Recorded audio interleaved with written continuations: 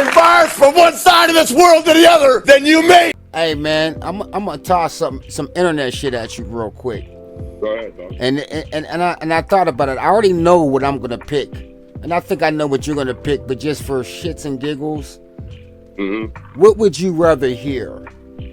An album with Dr. Dre and Biggie, or an album with Tupac and DJ Premier? I'd probably go with, man. I probably gotta go with the Biggie and Dre. I can't, like, that combination is crazy because I know you're gonna link them in, but like Tupac, Tupac, man, with DJ Premier, with them. See, I'm gonna say like this. Tupac. See, here's my thing with him. Tupac. I heard him on different types of beats. He has rapped over different types of, like, you know what I'm saying. Like he can ride almost any beat, any type of tempo. But them Premier beats is tricky. Yeah, my thing is, the Dre stuff. The Dre could like that Dre and that Biggie marriage. That's the one, and that's the one I'm going with. That will be like a fucking movie because Premier, very very respectfully, he has one pocket. You know what I'm saying? Like, I can just hear him, like, Tupac, doing a little scratches and all that. And they'll be like, you know what I mean? But Dre will make Biggie shit like a fucking movie. That's because what you just said is what you hear on his Life After Death. Yeah. And Ready to Die. Don't listen. They actually, the producer, them people, listen, them dudes actually said it. Dre, when we listen to Dre, Niggas for Life, and we used to listen to these things, they were like movies. They were like skits, how they would put shit in. And so if you listen to Life After Death, there's always an intermission. Hey, man, they're always bringing something in, like, you know what I mean? It's never dead air. Okay, let's do this one. Right? Yep. Right? So yeah, it's a movie. They basically copied it. They said it themselves. You probably can find some clips, but they said no. I know what you're talking about. I know exactly what you're talking about. They were studying those guys. Well, actually, even at the end of the day, Biggie said it himself. They make, they make Soul Shoot to sell records like Snoop. Oops, you know what I mean? So they were snuck. They were definitely stuck. And I'm a big fan of that. I don't like no breaks. I like everything the flow. And one thing, you know what I'm saying? When you listen to Easy Does It, when you listen to them dudes, when you listen to them when you listen to them DOCs, you can hear, you see how they make, like, it was like especially with the Niggas for Life. The Niggas for Life basically was when they perfected it, and then it went on to Doggy Style, right? Mm-hmm. Right? Because if you listen to Doggy Style and Niggas for Life, those motherfuckers right there. Those motherfuckers right there is actual, like, real, like, you could put them two together and be like, look, don't drink and drive. The skits. And even Redman said, even Redman said he got the skits, his skit thing from NWA. There you go. Okay, let's bring it back though, because we went on a little tangent here. My thing is this. Yeah. All right. My thing is this. And this is how I'm going to do it. My favorite beat from Premier, one of my favorite beats from Premier is Above the Clouds, right? And one of my favorite beats from Dre is Serial Killer. Serial Killer. You know what I'm saying? Yeah. All right. Who would sound better if we put one of them on a beat? Would you think Tupac would sound better on Above the Clouds, or Biggie would sound better on Serial Killer? You know what I'm saying? If we're going like, because obviously we can't. You know what I'm saying? Like, I think Pac would sound better on Serial Killer. But I'm just saying. But the thing is, we got to put them on each side. So Pac has to work with Premier, and Biggie has to work with Dre. So okay, I got you. You see what I'm trying to say? Yeah, all right, I got you.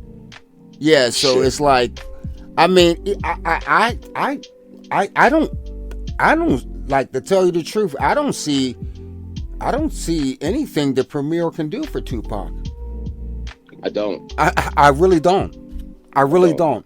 Like he's gonna do scratches. Tupac in the motherfucking house. I'm a motherfucking like. I don't think that's not gonna sound with, you know what I mean. Even though it will sound fresh to us, it'll all cut up and he'll do all the scratches. Tupac. I did it. Project from the West Side. You know what I'm saying? From the west. You know what I mean? Do all the little scratches. But I don't think he would sound good on a Premier beat. So I think the Dre. I actually think the project would be dope, but compared with okay, like that, the project. To me, I think trust me, I think he would find a way. He would do that, but him and Premier would definitely put that together. But what I'm checking for is that Dre and Big. I'm like, I would rather hear that. I would rather hear that marriage than the Pac and Premier. Everybody would be looking forward to that. Like, man, wow. Yeah, that's crazy. This is saying that nigga that did Doggy Style. Like, you know this shit coming because Big, like you said, Big was influenced. Like, I'm pretty sure you checked some interviews where he said when you actually heard Cat say he copied his style off King. First of all, let's just listen to Ready to Die. What was he jamming? It was all that Snoop Dogg shit. Dun dun dun dun dun dun dun dun. Hey, yo, ain't coming. You know what I'm saying? He was using all that shit. That's right. I mean, I can only speak for the artist. I know what I know, but he put it on his album. You know what I mean? He put it on his album. Records like Snoop. Oops. No, I'm talking about the first one. When he was getting out of jail. Yeah. You know what I mean? That was the second one. Somebody Gots to Die. Oh, yeah. You know what I mean? That's Somebody Gots to Die. The first one, the first album. They had to pay Suge. You know what I mean? For that. That's publishing. Yeah. Snoop Dogg gets a check off of that. Yeah. If he owns his publishing, anyway. You know what I mean? Yeah. And that's when he's on the train, right? Yeah, because he's like, I ain't coming back to this motherfucker no more. Yeah. And you hear the background da da da da da da da the Snoop Dogg shit. Yep. You right though.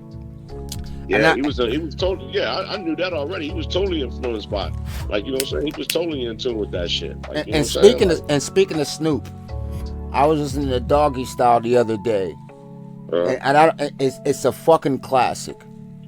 And I don't care. I do not care. But I really have a nagging suspicion that he freestyled that whole album.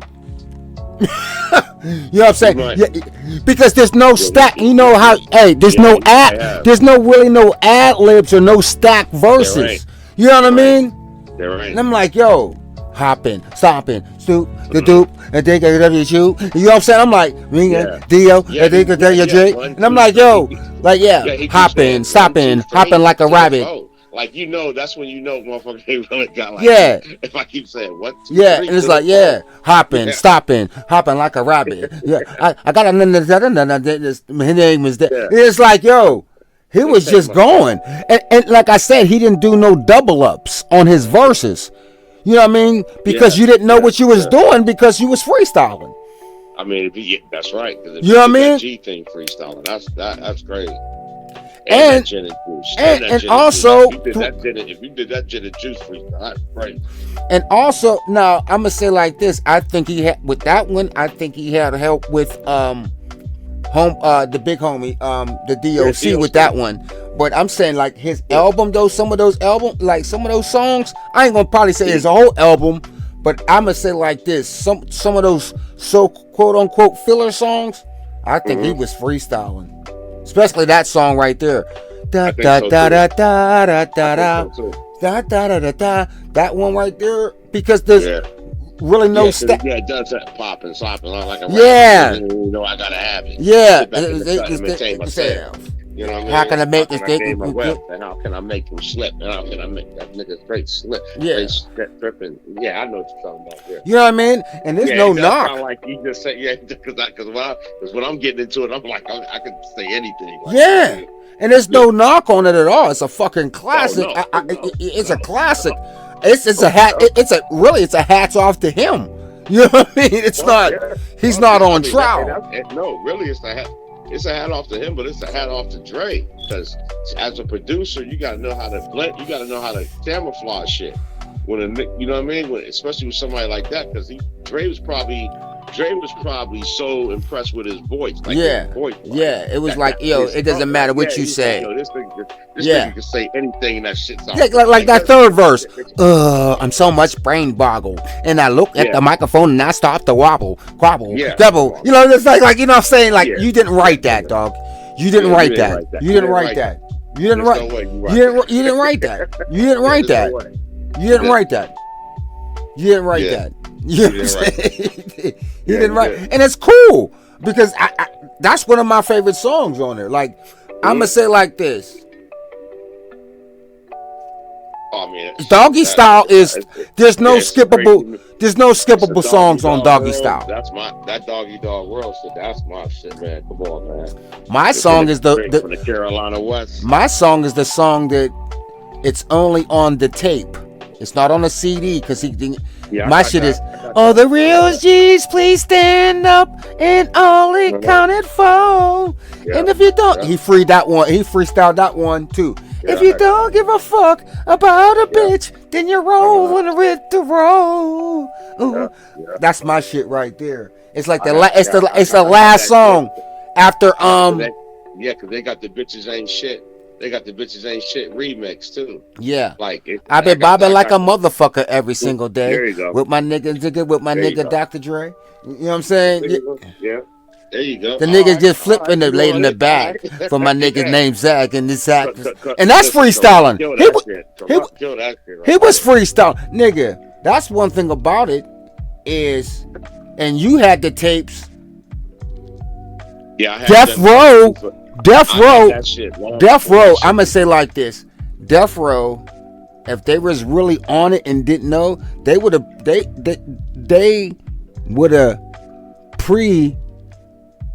been a minute ahead of DJ Clue, if you understand what I'm saying, because you was getting shit and you know what I mean, and all that. But let me put you down. Hold on. Now that you mentioned Clue, you mentioned that. That's how Dre was putting out mixtapes. Yeah, at the swap meet. 87. He was putting out. That's where we heard Picking Boogers. This is where we used to hear the symphony, because he would put a mixtape out, and in the beginning of the mixtape, you would have like MC Ren or Crazy D or Rendezvous or one of them niggas, Arabian Person, like they would rap over somebody's beat. Same shit 50 was doing. So okay. That's my guy right there. I fuck with him like.